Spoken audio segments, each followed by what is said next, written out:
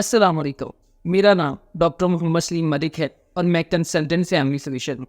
آج ہم جس ٹاپک پہ بات کریں گے وہ ہے کہ معدے کا السر کیا ہے، یہ کیوں ہوتا ہے اور کیسے پتہ چلے گا کہ معدے کا السر ہو چکا ہے، اور معدے کے السر کی ایک بڑی وجہ ایچ پائلوری پہ بھی بات کریں گے کہ کیسے یہ اس کو بچانے کے لیے معدے میں سوراخ یا السر بنا دیتا ہے۔ آپ کو ایچ پائلوری اور معدے کے السر سے بچنے کا طریقہ کار بتانے کے ساتھ ساتھ اس کا علاج بھی بتائیں گے۔ تو آگے بڑھنے سے پہلے اس چینل کو سبسکرائب کر کے بیل آئیکن کو ضرور پش کر دیجیے تاکہ آپ جانیں ہر قسم کی بیماریوں کا علاج اور رکھ سکیں اپنا اور اپنے پیاروں کی صحت کا بہت سارا خیال۔ معدے کے السر کی بہت ساری وجوہات ہوتی ہیں جن میں ہم خاص کو کور کرنے کی کوشش کریں گے۔ ان میں سب سے پہلے ہے درد روکنے والی ادویات یعنی پین کلر کا استعمال، اور پین کلر میں NSAID یعنی naan steroid anti inflammatory drugs, جن میں ایسپرین، آئبوپروفن، میفنامک ایسڈ اور نیپروکسل وغیرہ شامل ہیں۔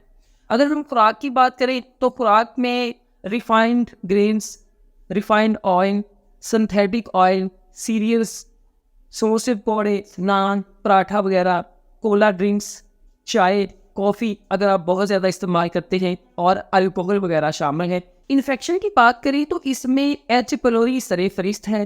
ایچ پائلوری تقریباً 50% لوگوں میں ہی موجود ہوتا ہے، مگر ان ایکٹیو فارم میں۔ جب تک یہ ان ایکٹیو فارم میں رہتا ہے اس کی کسی طرح کی کوئی علامات ظاہر نہیں ہوتی، مگر تب یہ زیادہ خطرناک ہو جاتا ہے جب یہ ایکٹیو ہوتا ہے۔ ایچ پائلوری معدے کی تیزابی پی ایچ میں سروائیو نہیں کر پاتا، اور اس کا طریقہ ہوتا ہے کہ یہ معدے کی اندرونی دیواروں یعنی میوکس لائننگ میں چھپ کر بیٹھ جاتا ہے اور آہستہ آہستہ اس کی پی ایچ کو بڑھانا شروع کر دیتا ہے، پی ایچ کو الکلی کر دیتا ہے۔ نتیجے کے طور پر وہاں پہ زخم بننا شروع ہو جاتا ہے۔ یہ بہت زیادہ پینفل ہوتا ہے، جسے کھانے سے آرام آتا ہے۔ اگر کچھ کھایا جائے تو اس سے اس درد میں بہتری محسوس ہوتی ہے، اور خالی پیٹ یہ درد بہت زیادہ بڑھ جاتا ہے۔ اگر کھانا کھانے کے بعد ریلیف محسوس ہو تو یہ معدے کے السر کی علامت ہے، اور اگر کھانے سے تکلیف بڑھ جائے تو اس کا مطلب لو ایسڈ لیول ہے۔ ہمارا معدہ ایک دن میں آدھے لیٹر سے 1.5 لیٹر تک تیزاب پیدا کرتا ہے، جس میں سوڈیم اور میگنیشیم شامل ہوتا ہے، جو کہ ہماری خوراک اور پروٹینز وغیرہ کو ہضم کرنے میں مدد دیتا ہے۔ معدے کی تیزابیت کا کم لیول بد ہضمی، ڈکار، سینے کی جلن، گیرڈ، ایسڈ ریفلکس ڈیزیز اور مختلف قسم کی ہاضمے کی شکایات کا سبب بنتا ہے۔ تو اب بات کرتے ہیں کہ اس سے کیسے بچا جائے، یہ اس کے علاج کا طریقہ کار کیا ہوگا۔ تو سب سے پہلے جو لوگ پین کے ادویات استعمال کرتے ہیں وہ کوشش کریں کہ دوائی کے بغیر جتنا وقت بھی وہ نکال سکے اور نکالیں، اور اسپیشلی سیف قسم کی پین کے ادویات استعمال کریں۔ NSAID یعنی ایسپرین، آئبوپروفن، میفنامک ایسڈ اور نیپروکسل وغیرہ کا استعمال کم سے کم کیا جائے۔ دوسرے نمبر پر اپنی خوراک کو کنٹرول کریں، اس میں synthetic oil, refined grains, high carb diet, cola drinks, چائے، کافی وغیرہ کو کم سے کم استعمال کریں۔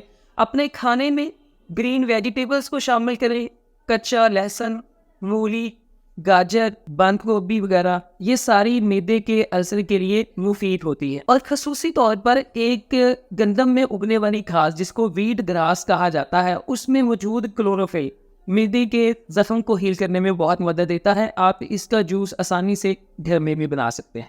اس کے ساتھ معدے کی پی ایچ کو تیزابی رکھیں، بلا وجہ کے تیزاب کم کرنے والے شربت یا میڈیسنز وغیرہ جو اپنی سیلف میڈیکیشن کو بند کر دیں، مختلف قسم کی پھکیاں وغیرہ کھانی بند کر دیں۔ اس کے علاوہ ایک اہم رول آتا ہے سٹریس کا۔